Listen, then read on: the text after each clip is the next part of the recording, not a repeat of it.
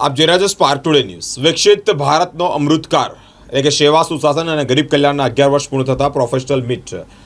તેમજ પત્રકાર પરિષદ મોડાસાના કમલમ ખાતે યોજાશે। ભારતીય વડાપ્રધાન નરેન્દ્રભાઈ મોદીજીના સેવા સુશાસન અને ગરીબોના કલ્યાણના 11 વર્ષ સફળતાપૂર્વક પૂર્ણ થયા હોય તે નિમિત્તે પત્રકાર પરિષદનું આયોજન કરવામાં આવ્યું,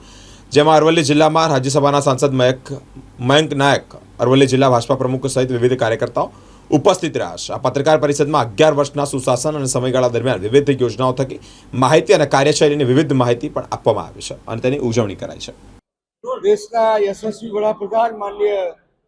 નરેન્દ્રભાઈ મોદી સાહેબના 11 વર્ષના શાસનના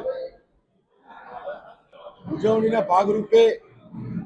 સેવા સુશાસન અને ગરીબ કલ્યાણના સૂત્ર સાથે